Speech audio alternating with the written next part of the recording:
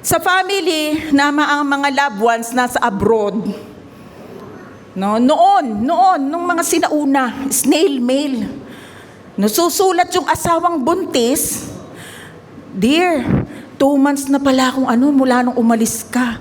Dear, ganito, ganyan. Hinulog yung sulat. Pagkatanggap sa abroad, binuksan ng sulat, yung doon, nakalagay, buntis pa lang. Pero ang totoo, dahil sa kupad ng pagdating doon ng sulat, nanganak na yung kanyang misis. So, salamat sa Diyos sa technology ngayon. Ngayon, FaceTime na. O kaya yung sa chat, nakikita mo na hindi mo na mamimiss Ang kulang na lang yung hug ng tao Pero yung mga bata ngayon, nakikilala na nila yung mga magulang nilang nasa abroad because of the technology. Yung mga bata, longing yan sa mga magulang na wala dito. Kagaya natin, longing tayo sa Diyos. Yung marami naghahanap. Ano ba yung kulang sa akin? Ano ba yung kulang sa akin? At alam yun ng Diyos. Kaya naman ng Diyos, may ginawang paraan. At yun ang pag-uusapan natin ngayon. At bago natin pag-usapan yan, magdasal muna tayo. Panginoon, salamat po sa mensahe. Mensahe po ng kapanganakan ninyo. Mensahe po ng ginawa niyo po sa krus ng Kalbaryo. Sa pag-akyat niyo po sa langit. At ang iniintay po naming lahat, ang inyong pagbabalik. Samahan niyo po kami, Banal na Espiritu, sa oras na ito. I-anoint niyo po ang lahat ng mga gagawin po namin, lalo na po ako itago niyo sa inyong likuran, upang kayo lang ang maitaas at ang mensahe niyo lang po ang maihayag. Magkaroon po ang bawat isa ng fresh revelation from you. Thank you, Lord Jesus. Amen. Amen nga, sabihin nga na lahat Alam niyo yung amen? Napakahalagang salita niyan Ang ibig sabihin ng amen, sineselyuhan kung ano man yung pinaniniwalaan mo. Kaya pinagpala na kayo? Amen. Yun, sineselyuhan yan sa langit. Talagang ibubuhos ng Lord ang pagpapala sa inyo. Ano ba yung ginawa ng Diyos para yung longing ng heart natin, kasi may vacuum yan no? Yung longing ng Lord sa puso natin ay mapuno. Ano yung ginawa ng Lord? Basahin natin John chapter 1 verse 14. The Word became flesh and made His dwelling among us. We have seen His glory, the glory of the one and only Son who came from the Father, full of grace and truth. The Word. Sino yung Word? Si Jesus Christ. Became flesh. Nagkatawang tao ang Diyos. Nanirahan sa ating mundo. No, Diyos bumaba sa atin, isa siyang, kumbaga sasabihin mo, magnanimous. Parang amazing, super, lahat na ng superlative na sasabihin mo, Lord, ikaw ito, sobra. Napakalawak mo, napakalaki mo, napakaganda mo, napakamakapangyarihan mo. Pero pinili mo kaming abutin. Na kaming makasalanan. Na kaming wala lang. Ano ba kami? Pero bakit mo pinili na kami likhain? Pagkatapos hindi mo kami iniwan si Eric kahit kami makulit, kahit kami makasalanan, bumaba ka pa para muli kuhanin kami at akapin. Amen? Ano ba tayo? Diba? Creation lang naman tayo. Pero ang Diyos, inisip ka. Ang Diyos, minamahal ka. Ang pagkapanganak kay Jesus ay inaitala o na prophesy sa Isaiah at natupad na naisulat sa Matthew. Basahin natin. Jesus is Emmanuel. Ang ibig sabihin ng Emmanuel ay God dwelling with us. Naninirahan ng Diyos sa atin. Ito yung prophecy, Isaiah chapter 7, verse 14, Amplified Version. Therefore, the Lord Himself will give you a sign. Ito na yung sign. Listen carefully. The virgin, sino yung virgin? si Mary, will conceive and give birth to a son, and she will call his name Emmanuel, God with us. Ibig sabihin, yung baby na yun yung makakasapat sa longing ng mga puso natin, sa kalungkutan ng puso natin. Yung Emmanuel na yun, walang iba kundi si Jesus. God with us. Alam niyo kung anong ginawa ni Lord? Sa kabila ng tayo'y makulit, sa kabila na tayo'y malungkot, sa kabila ng tayo'y laging nagkakasala, basahin natin ang Matthew chapter 18 verse 12. Ito ang ginawa niya.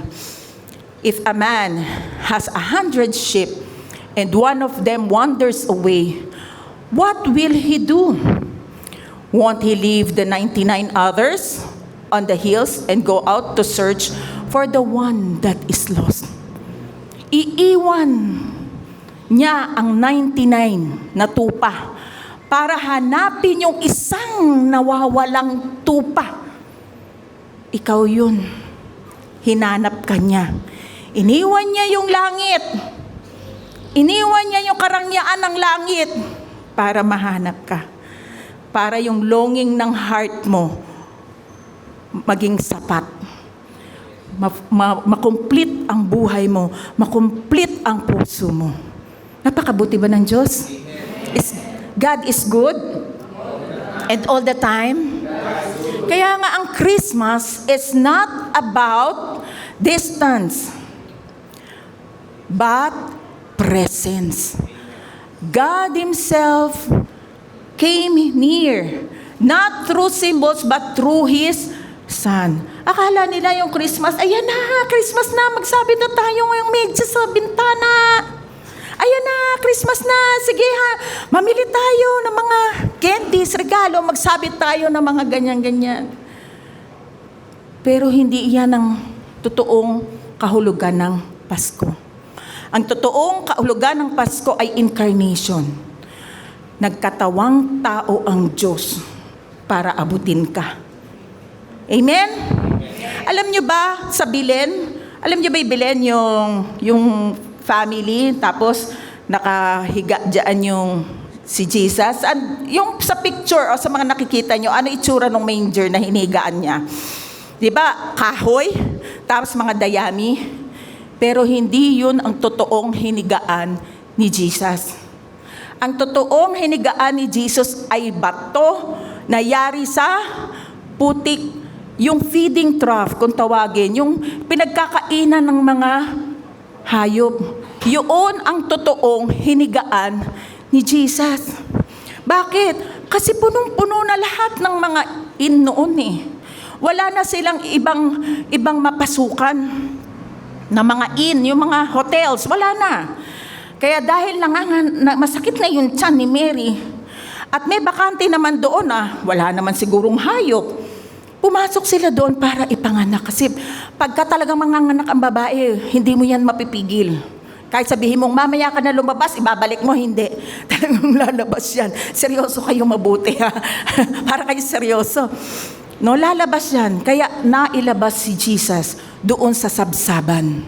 At alam nyo kung ano itong sabsaban na to? The manger is covenantal accessibility.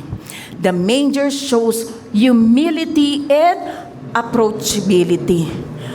Kung nanganak si Jesus sa kaharian, no? Sa kaharian, tingin nyo yung mga mabababang tao, yung mga ordinaryong tao na kagaya natin, ordinaryo tayo, makakapunta doon sa kaharian na yun? No, hindi. Hindi mo siya maaabot.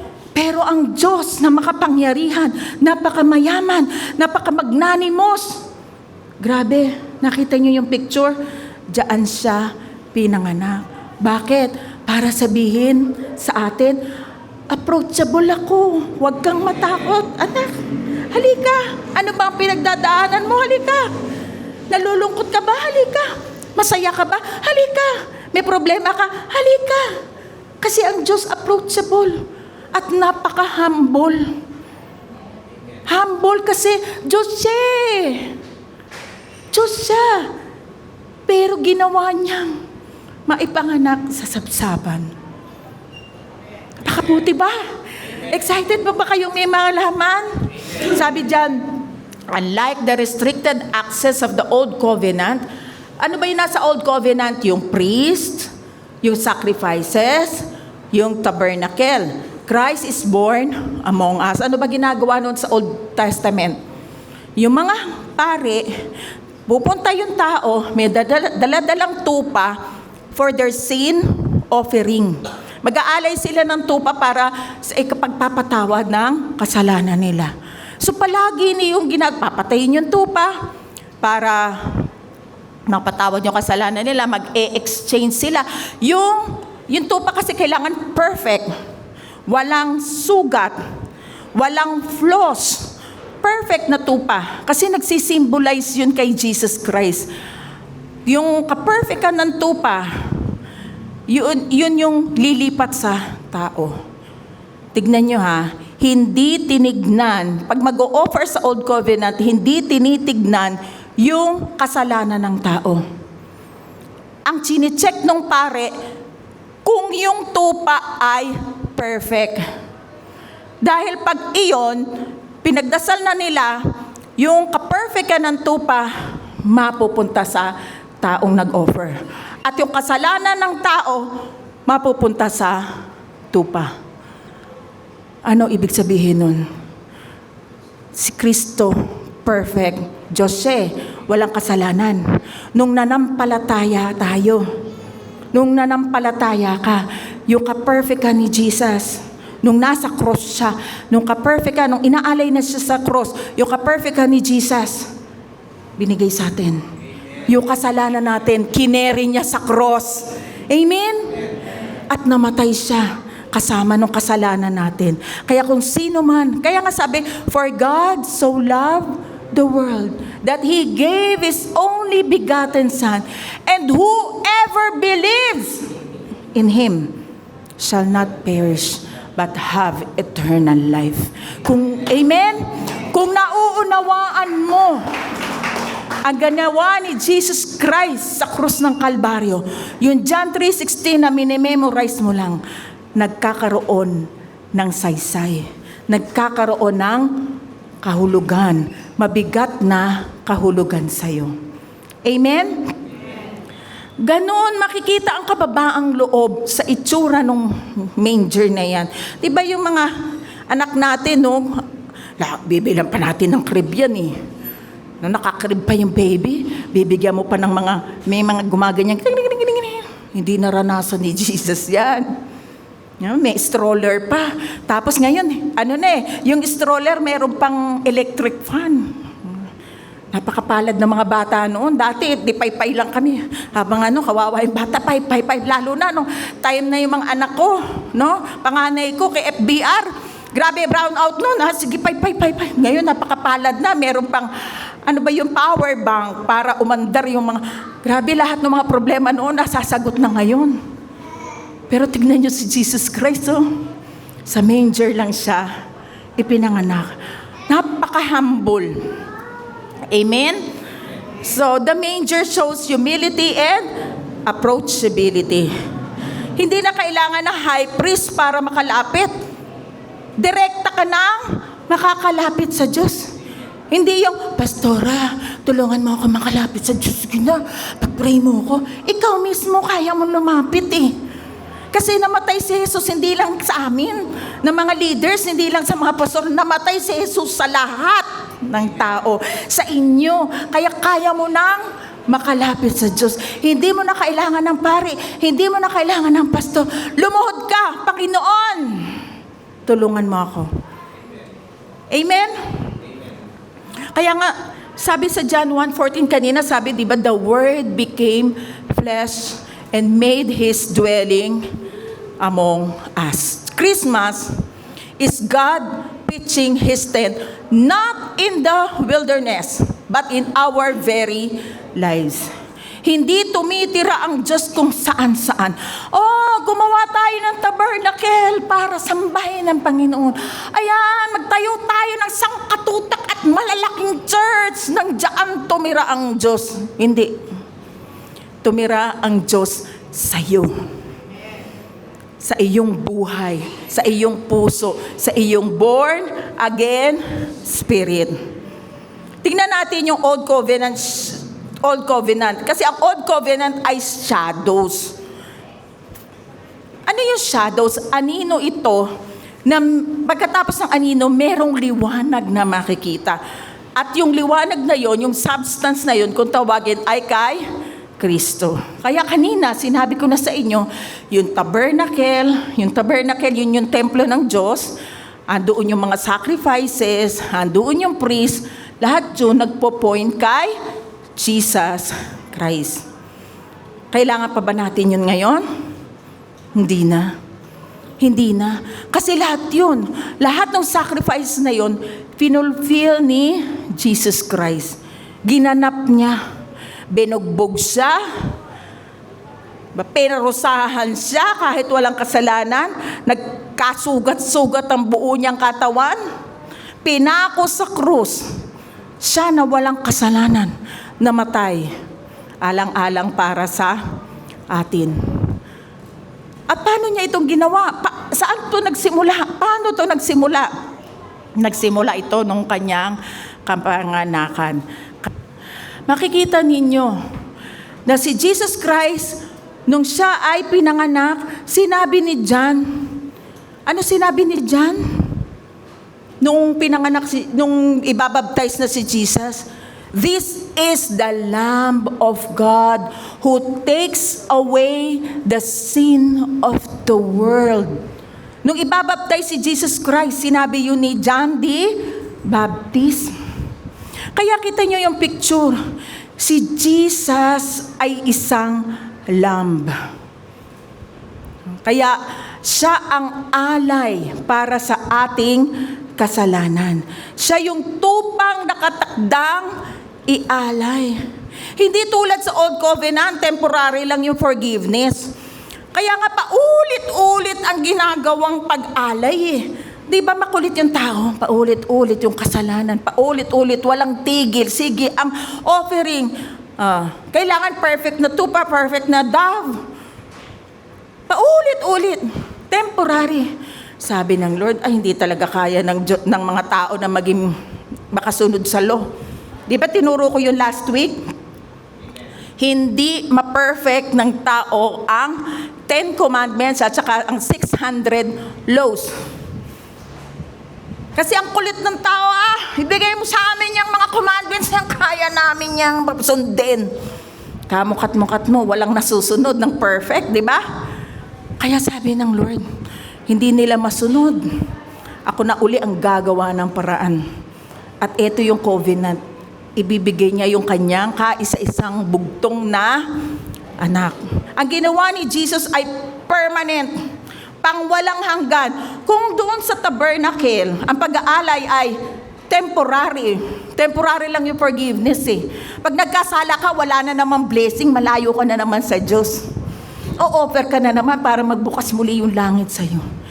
Ang ginawa ng Diyos, ngayon magiging permanent na o naging permanent na yung kapanganakan ni Jesus Christ. Basahin natin yung Filipos Kabanata 2, 6-7. Kahit na nasa Kanya ang katangian ng Diyos, si Kristo ba ay Diyos?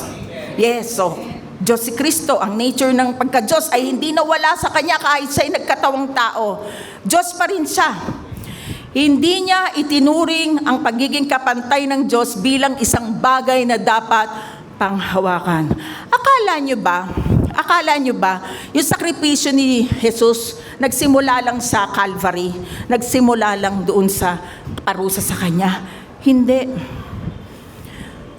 Ang sakripisyo ni Jesus, nagsimula sa womb. Bakit? Pastora, ano pa pinagsasabi mo dyan?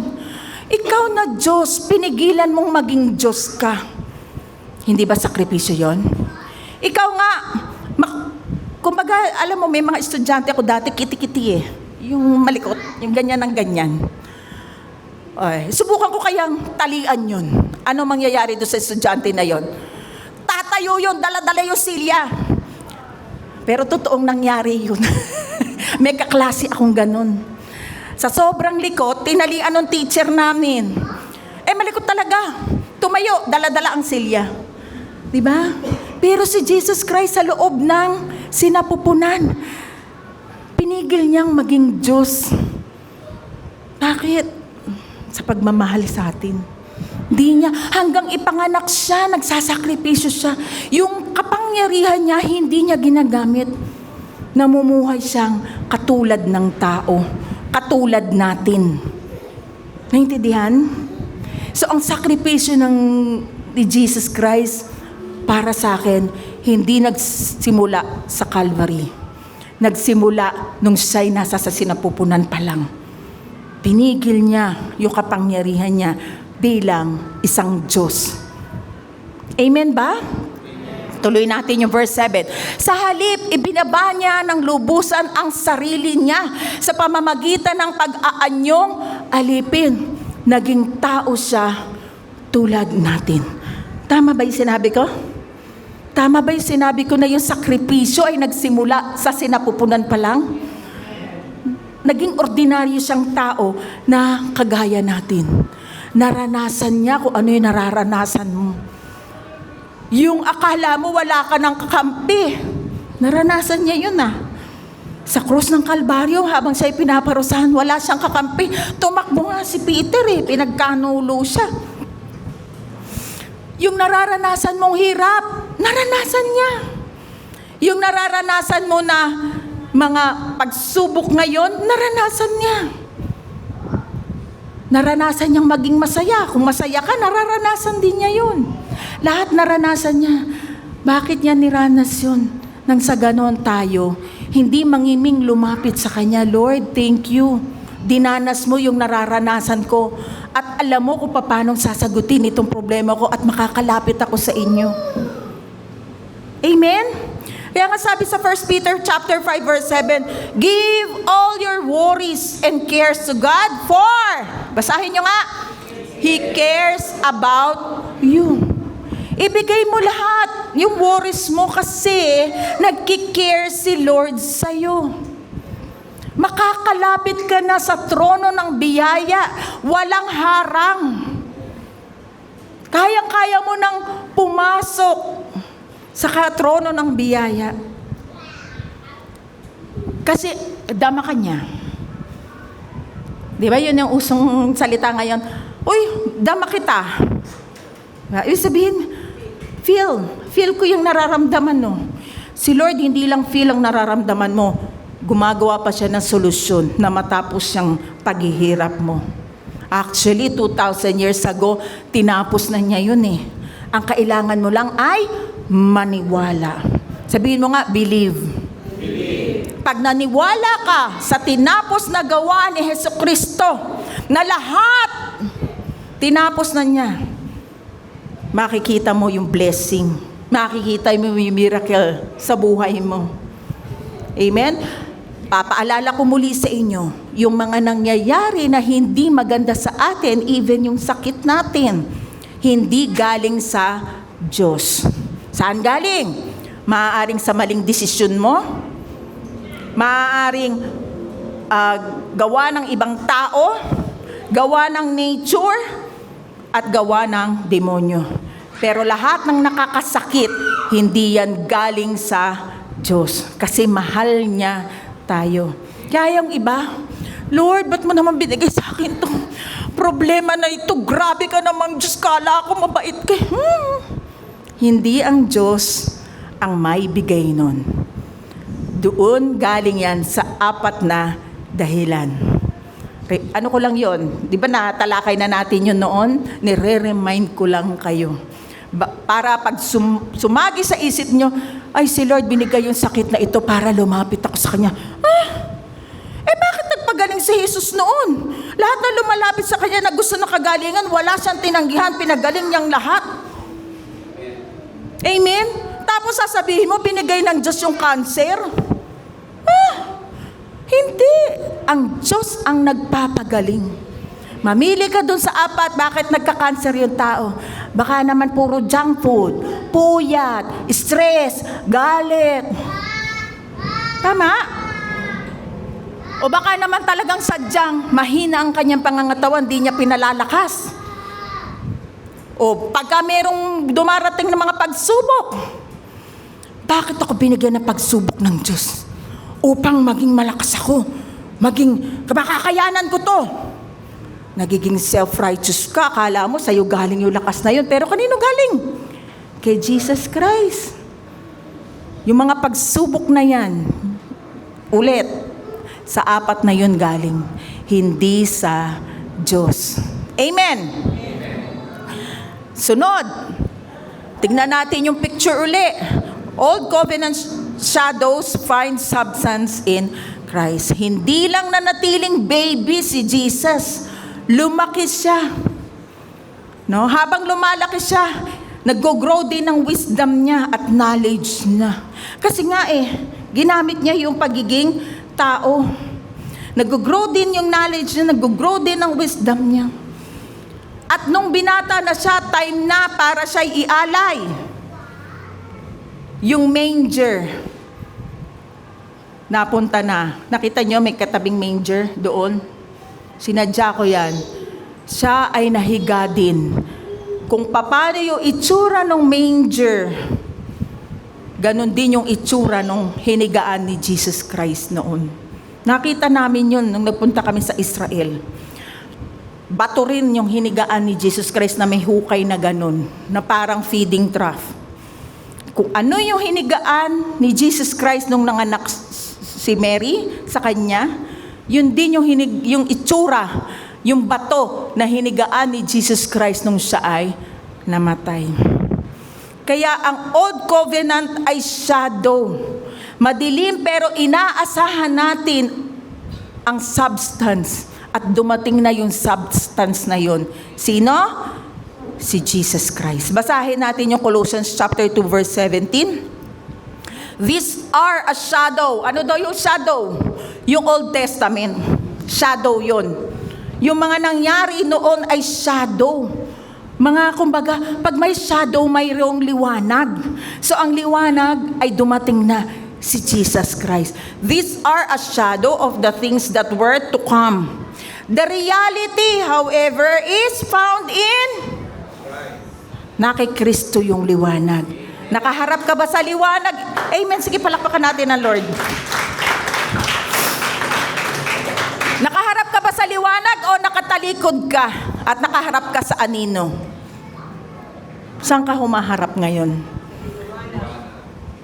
Liwanag. May kanta tayo niyan nilikha ng Beloved Grace Worship. Napakagandang liwanag.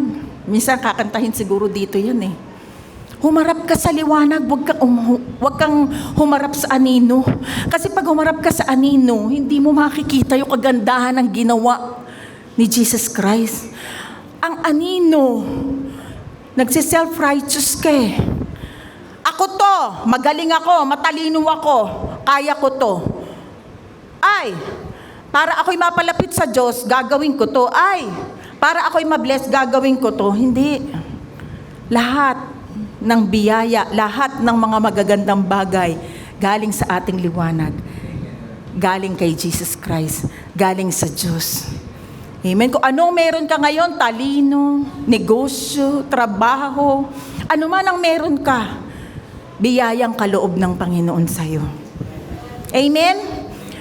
Hebrew chapter 9 verse 11 to 12. Ngunit dumating na si Kristo, ang pinakapunong pari ng mabubuting bagay na narito na.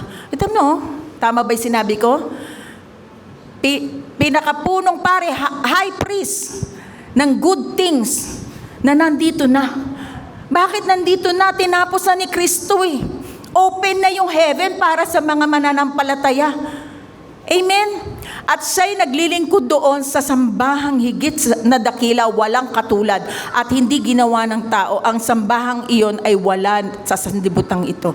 Kung noon, nagtatayo sila ng tabernacle, doon sa Old Covenant, si Jesus Christ andoon sa tabernacle na hindi gawa ng tao. Kasi nasa katabi siya ng Diyos Ama. Hindi iyon yung tabernacle na yon ay nasa langit. Amen? Si Jesus Christ ang nagme-mediate sa atin. Siya ang ating high priest. At lahat tayo priest. Pari ako? Oo, pari ka. Bakit? Kaya ka nga direktang nakakadasal na eh. Amen? Direkta ka nang nakakausap sa Panginoon. At ang ating high priest ay si Jesus Christ. Kung ano man ang meron tayong problema rito, si Jesus Christ ang nakikipag-mediate sa Diyos Ama para sa atin. Kaya hindi na tayo ang tinitignan ng Lord. Ang tinitignan ng Ama, si Jesus Christ. Okay. Sagot mo yan, anak? Sagot mo yan, Jesus? Yes, Ama. Sagot ko yan. Sagot ko si Kulasa. Sagot ko si Juan. Sagot ko si Pedro. Sagot ko yung mga lahat na nampalataya sa akin. Amen? Tuloy natin. Chapter 12. Verse 12. Minsan lamang pumasok si Kristo sa dakong banalan at iyo'y sapat na. Minsan lang niyang ginawa. Sapat na yon. Hindi na uulitin. Hindi na pwedeng mamatay si Jesucristo. Isang beses lang yon. Hindi dugo ng mga kambing at guya ang kanyang inihandog, kundi ang sarili niyang dugo upang magkaroon tayo ng walang hanggang kaligtasan. Amen? Isang beses lang ginawa ni Jesus ang sakripisyo na yan. Hindi na mauulit yan. Karga ka niya. Kasi hindi naman tupa o mga goat ang inalay eh. Sarili niyang dugo. Alam niyo doon sa John 20 verse 11 to 18, nung nabuhay si Jesus Christ, ang unang nakakita sa kanya ay si Mary Magdalene. Sino yun? Yun yung babaeng maraming demon sa katawan na maraming asawa, diba? Mary Magdalene. Sa tuwa niya na nakilala niya si Jesus Christ, lumapit siya. Patakbo siguro. Hindi naman sinabi si Bible eh. Pero di ba pagka sa acting, ay, Jesus, Jesus. Op. Sabi ni Jesus, noli me tangere. Totoo yun. Latin yun eh. Ibig sabihin, don't touch me. Touch me not. Totoo yun. Nasa Bible yun. Sa Latin, noli me tangere. Bakit? Dala-dala ni Jesus. Pagka-resurrect niya, dala-dala ni Jesus ang dugo niya. Bakit? Iaalay niya. Tapos na. Tapos na ang paghihirap ng mga tao. Amen? Amen? Kaya sabi niya, huwag mo muna akong hawakan. Kailangan malinis eh. Kailangan malinis si Jesus. Malinis yung dugong iaakyat niya sa Diyos Ama. Kaya sabi niya, diyan ka lang. Touch me not. Akyat muna ako sa Diyos Ama. Ibibigay ko muna itong dugo na ito. Iaalay ko muna para sa kapatawaran ng kasalanan. Kaya forever, may forever kay Lord. Forever na tayong ligtas. Amen. Kaya pag may nagsasabing, hala ka, nagkasala ka. Pag nag-rapture, hindi ka kasali. Kasi lalagot ka. May kasalanan ka. Ibig ba sabihin, walang silbi yung ginawa ni Jesus sa krus ng Kalbaryo? Hala, kailangan gawin ko ito para ako'y mapunta ng heaven. Tapos bigla, nakalimutan mo yun. Nakapagsinungaling ka, Lord, patawad. Nakalimutan niya, niligtas na siya. Oo, sabi, tama, kailangan alamin mo na nagkasala ka. Acknowledge mo yun, Lord, sorry, nagkasala ako. Pero sundan nyo, salamat. Kahit ako'y makasalanan, pinatawad mo pa rin ako. Niligtas mo pa rin ako. Amen? So, hindi sa mabubuti mong gawa, kaya ikaw ay naligtas. Naligtas ka dahil sa kabutihang loob ng Diyos. Dahil ang dugo niya ang inalay doon sa heaven. Amen? Parang hindi kayo nakukonbinsa. Amen? Amen. Kaya nga may ang ganda-ganda ng kantang ito, lumang kanta na ito. Sabi ganyan, because He lives. Kumanta yung nakakalam. I can face tomorrow because He lives. All fear is gone Because I know He holds the future, and life is worth the living just because He lives. Buhay ba si Kristo? Mamamatay pa ba si Kristo? Ay, parang hindi nila alam. Mamamatay pa ba si Kristo? Di na. Forever siyang buhay. Kung forever siyang buhay, may forever ka. Ang future mo, may forever ka. Amen? Hindi na mamamatay si Kristo, kaya may forever tayo. Secured na ang ating future. Amen? Kaya lang, ayusin mo naman yung mo, di ba? Hindi na tayo nabubuhay sa sarili natin. Sabi sa Galatians 2:20, nabubuhay na tayo kay Kristo. Ay lahat ang gagawin natin para sa kapurihan lang ng Panginoon. Hindi glory to myself, kundi glory to God. Amen. So next, ito na yung typological contrast of manger and tomb. Sinabi ko na ito kanina, the manger of the incarnation. Ano yung incarnation? Ang Diyos nagkatawang tao. The manger of the incarnation where Jesus was laid at His birth resembles the tomb where He was laid at His death. Both were borrowed, both humble, both temporary, yet both reveal covenant truth. Yan yung kaninang sinabi ko sa inyo.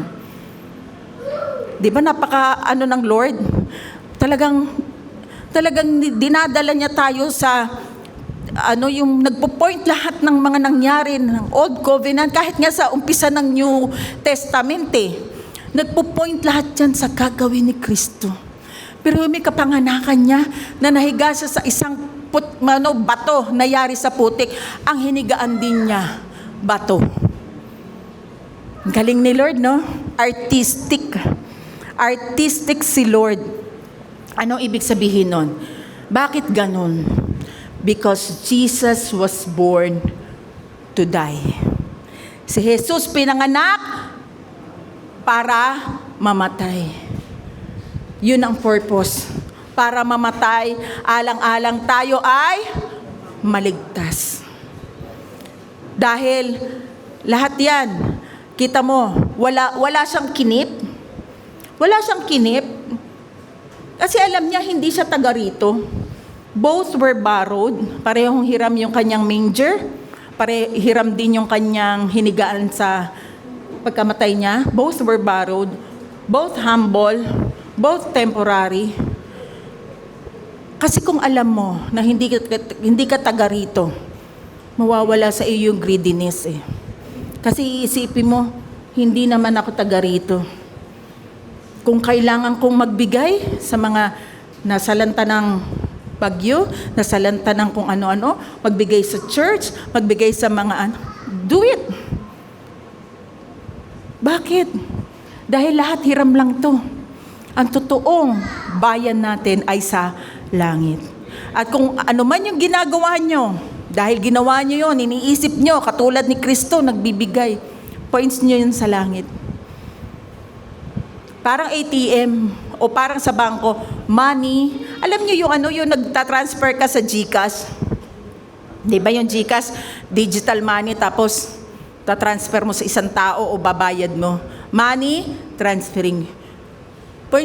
Kung yun ginagawa mo out of love, hindi sa pagiging, ay, gusto kong makilala. Magdo-donate ako ng ganito kalaki. Sikat ako, hindi. Walang puntos yun. Pero kung gagawin mo yun, out of, Lord, thank you pinagpala mo ako, kaya magbibigay ako. Magbibigay ako ng parapol. Ay, hindi.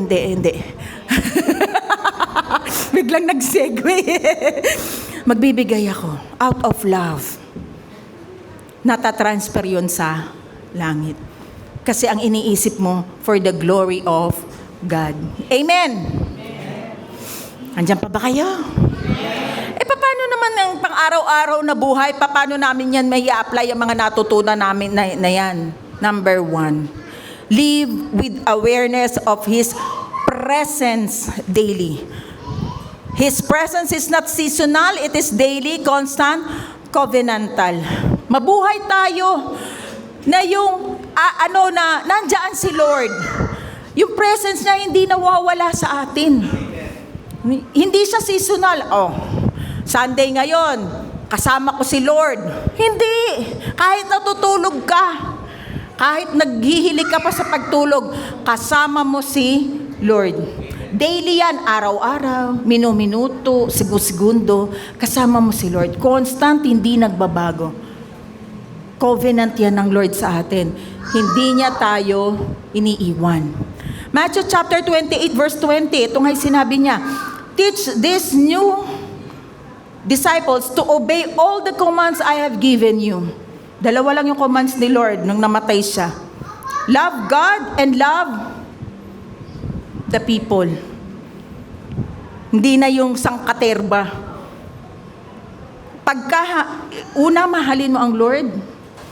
Pangalawa, mahalin mo ang kapwa mo. And be sure of this, sabi niya, I am with you always, even to the end of the age. So yung presence ni Lord, hanggang katapusan ng age, katapusan ng mundo, yung presence niya nasa atin. Alam niyo, kahit pumantay man ang ating mga paa, pumikit man ang ating mga mata, after this judgment, after this, kung hindi natin maabutan ng rapture, pero yun ang inaasahan natin, parang ang lapit na talaga. Sa heaven naman ang punta mo, yung presence ni God nandoon pa rin. Amen? Amen. Sabi sa 1 Corinthians 3:16, do you not know that you are the temple of God and that the Spirit of God dwells in you?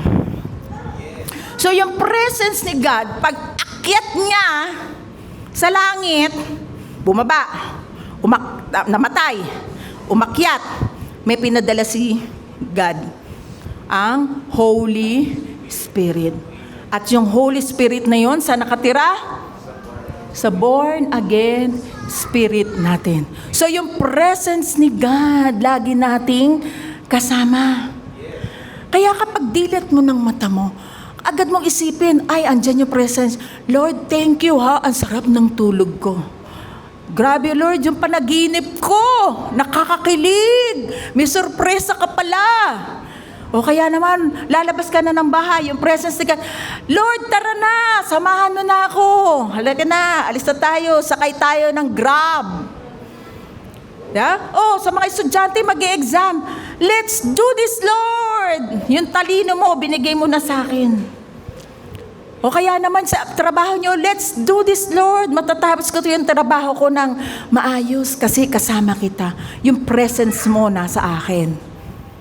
Amen? So daily, minuto, segundo, isipin mo na yung presensya ng Diyos ay nasa iyo. Number 2, approach Him freely. No veil, no barrier.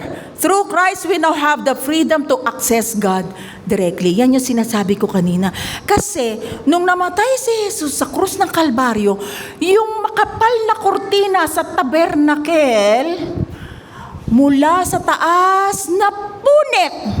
Ganong kakapal yun. Walang makakagawa nun. Hindi mo magugunting yun. Mula sa taas, ibig sabihin ng Diyos na ang may gawa. Nahati iyon nung namatay si Jesus. Anong ibig sabihin nun? Makakapasok na tayo directly sa Diyos. Dahil yung kurtina na yun yung naghaharang eh. Andito yung Holy of Holies, andito yung, tatlo yun, di ba? Tatlong bahagi. So, sa Holy of Holies, high priest lang ang nandoon. Hindi pwedeng pumasok yung ordinaryong priest. Hinati yun ng Panginoon nung namatay si Jesus. Kaya freely makakapasok na tayo sa throne of grace. Patalungkot nyo.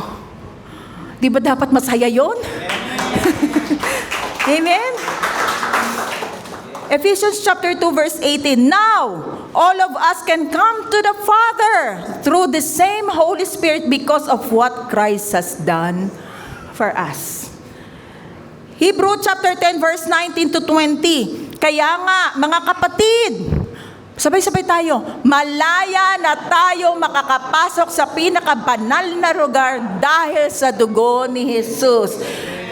Verse 20, sa pamamagitan ng paghandog ng kanyang katawan, binuksan niya para sa atin ang bagong daan patungo sa pinakabanal na lugar na nasa kabila ng tabing, yung Holy of Holies. At ang daang ito ang nagdadala sa atin sa buhay na walang hanggan. Amen. Sabihin mo sa katabi mo, I have eternal life. Huwag ka nang matakot. Kung tunay kang nanampalataya kay Jesus, you have eternal life. Mayroon kang forever. Amen? Kaya nga, kung meron ka nun, excited kang maglingkod sa Diyos. Excited kang gumawa para sa Diyos. Kasi ang buhay mo, siya na. Amen? Makakapunta na tayo talaga sa throne of Christ because you are forgiven, justified, righteous, accepted, and loved. Malaya na tayo kasi sa harapan ng Diyos dahil kay Jesucristo, naging matuwid tayo sa harapan ng Diyos. Number 3, let His nearness bring comfort in loneliness. Lonely ka ba ngayon? Paskong Pasko, lonely ka naman. Dapat masaya. Pinanganak ang Panginoong Hesus eh. Ano man na nangyayari sa lindol o kung ano man, politika dyan, ako. Huwag ka maging lonely. Kasama natin si Jesus. Kakakamot ng ulo talagang nangyayari. Pag-pray natin ang ating bayan. Kung hindi nyo alam kung paano ipag-pray, hayaan nyo Holy Spirit, sasabihin niya sa inyo kung paano ipag-pray ang ating bayan. Ako nga pinagpe-pray ko, Lord, hindi ko po alam kung paano ko ipag-pray ang aking bayan. Ang Pilipinas, magtatangs na lang ako. Speaking in tongues, praying in the Spirit. Kasi sa laki ng nawawalang bilyon-bilyon, oh Lord, help. Diba? Ayoko yun. Huwag na tayo magpolitika. Huwag tayong maging lonely. Lonely. I'm Mr. Lonely. Ay, naku, emoji. Smile. Kasi kasama natin ang Diyos. Amen? So, tignan natin yung mga verses dyan. Psalms chapter 34 verse 18. The Lord is close to the brokenhearted. Sino rito mga brokenhearted? Ay, walang umamin. Walang umamin. Sino rito mga brokenhearted? Wala. O sige. Ano sasabihin? Ang gagawin ni Lord? He rescues those whose spirits are crushed. Re-rescuehin ka ni Lord. Don't worry. Kung broken-hearted ka, kung crush yung spirit mo, because of Jesus Christ, sasapuhin ka niya. I-rescue ka niya. Isaiah chapter 41 verse 10. Kapag may mga trials ka, ang sabi, do not fear, for I am with you. Do not be dismayed, for I am your God. Anong gagawin ni Lord? I will strengthen you and help you. I will uphold you with my righteous right hand. Alam nyo ba yung verse na yan, nag-quicken yan sa spirit ko nung may time ng pagsubok sa amin. Lord, thank you. Pinalalakas mo ko. Kasi nakapanghihina di ba? Sa totoo lang kapag kami mga pagsubok, nakapanghihina. Pero dahil sa verse na yan, Lord, thank you. Palalakasin mo ko at tutulungan mo ko. Itataas mo pa ako. No? Hindi lang basta ire-rescue ka ni Lord. Okay, na-rescue na kita, iwan na kita. No! May mga blessing at surprises pang ibibigay sa Lord. Sa iyo ang Lord. Kaya manalig ka lang. Huwag kang magsawa na mag-antay. Kasi kailangan mag-aantay tayo Kung paano si Joseph noon. Si Joseph na ipinagbili ng mga kapatid niya para mapunta sa Egypt. Ilang taon siyang naging alipin doon nila Potiphar. Pero dumating yung time, nirescue siya ng Lord. Biruin mo, pangalawa siya sa Pharaoh. Pag-uusapan natin yung buhay ni Joseph sa mga susunod pang mga apakaganda ng buhay ni Joseph. Itinaas siya ni Lord. Tinutulungan siya ni Lord. Pero nandun yung paghihirap. Pero nung na-rescue na, inangat siya ng Panginoon. Pero yung mo, second to Pharaoh. O, diba? Lahat gutom, buong mundo gutom. Pero sa pamunuan ni Joseph, hindi nagutom. Pag-uusapan natin yan sa mga susunod. At kung masaya ka, eto nga, ting nag-worship tayo, there is joy in worship. Psalm 16:11. You will show me the path of life. Nakita na ba natin yung life na yan? O, isa lang ang nag-guess, isa lang ang nakakita ng life na yan. Nakita mo na ba ang path of life na yan? Yung buhay na yan, nakita mo na ba? Sino yung buhay na yan? Si Christ. In your presence is fullness of joy. At your right hand are pleasures forevermore. Masaya ba kayo? Nakasama nyo ang Diyos? Amen. Maging masaya tayo itong Christmas na ito. Kasama natin ang Diyos. Kasama natin ang Diyos. Di ako malulungkot. Tama ba? O, wrap up na tayo. Baka nakalimutan nyo yung mga sinabi ko kanina. Okay. Ano-ano mga truths about Christmas na ating na-uncovered ngayon na natutunan natin? Number 1, sabay-sabay. Ang Christmas ay hindi lang tungkol sa isang baby sa manger. It is about the Word made flesh. God dwelling with us. Number 2, sabay-sabay uli. Ang tabernacle noon ay shadow, while ang manger ay ang substance. Katuparan, Emmanuel, God with us. Number 3, sa Old Covenant, restricted ang access. Pero ngayon, sa New Covenant, si Kristo mismo ang ating mediator. Kaya may direct access tayo sa Ama. Di ba noon, yung high priest lang ang nakakapasok? Ngayon, nakakapasok na tayo sa Holy of Holies because of Jesus Christ.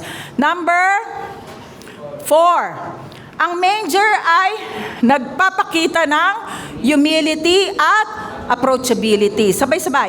At ang tabernacle ay nagpapakita ng holiness. Pareho itong nagtuturo sa covenant dwelling ng Diyos sa ating mga buhay.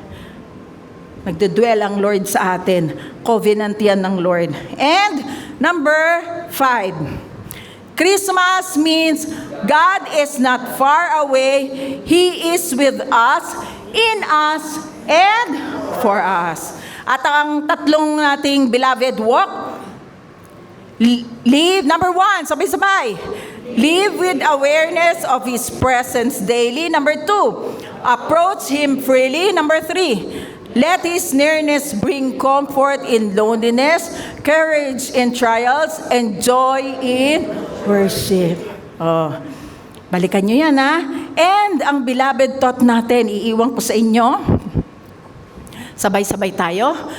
God dwells with me through Christ, my covenant mediator. Palakpakan natin ang Lord. Sa mga bagong dalo, mga bagong dating at sa podcast, kung gusto nyo na magkaroon ng intimate relationship sa Panginoon, maniwala lang kayo sa Kanyang tinapos na gawa sa krus.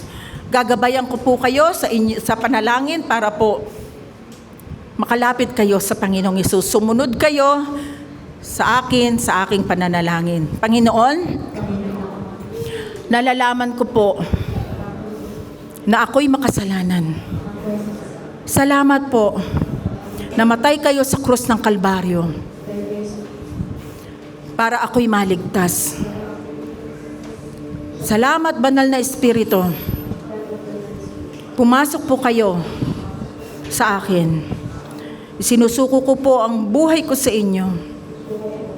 Kayo na po ang maging Panginoon ng aking buhay.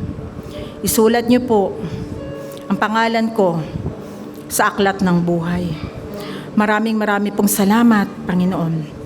Tumayo na po ang lahat. Ako na po ang mananalangin. Hallelujah. Glory to you, O Jesus. Hallelujah. Glory to you, God. Panginoon, salamat po sa Pasko. Kami po'y masayang-masaya na kayo'y dumating dito para po, Panginoon, iligtas po kami. Salamat! Hindi lang buhay niyo ang ipinagkaloob niyo sa amin, kundi ang karangyaan ng langit ipinagkaloob niyo po sa amin. Ganun niyo po kami kamahal. Tulungan niyo po kaming makita yung vision ninyo.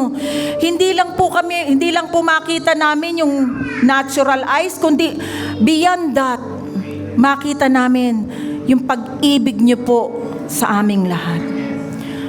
O Panginoong Jesus, salamat po. Salamat po sa malawak na pag-ibig niyo. At tinataas ko po, Panginoon, ang lahat ng merong karamdaman ngayon mula ulo hanggang paa. Tanggapin niyo ang kagalingan nagmumula sa Panginoong Jesus in Jesus' name. Kinakas out ko lahat ng sakit ninyo, maging ito'y lagnat, maging ito'y rayuma, diabetes, trangkaso, hika, kanser, tumor, kung ano man, luluhod sa pangalan ni Jesus in Jesus' name, be cast out.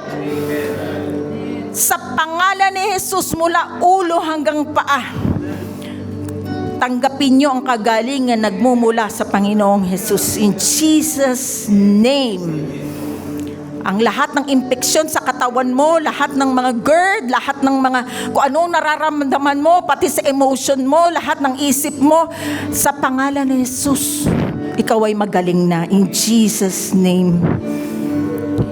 Lord, sa isang buong linggo na ito, kami po'y nananalig sa inyo na iningatan nyo na po, hindi lang kami, pati po ang mga mahal namin sa buhay. Wala pong madidisgrasya, wala pong masamang mangyayari. Patuloy po ninyo kaming iingatan for protectionan, Psalm 91. At Isaiah 54:17, for no weapon formed against us shall prosper, and every tongue which rises in judgment we shall condemn. Pinoporma pa lang ang laban sa amin. Pinoporma pa lang na kami sirain. Hinadlangan mo na ito, Panginoon. Hindi nyo na papupuntahin sa amin. Iningatan nyo na po kami. Salamat po. Ang buhay po namin ay gamitin ninyo. Sa pangalan ni Jesus, ang lahat ay magsabi ng Amen. Lahat ng pangako mo sa'kin ay oo. Sa bawat laban, tiyak ang panalo. Ako'y nasa lilim na lumikha ng mundo. Sa bawat hakbang ako'y ginagabayan. Saan man naroroon, laging pinapabot.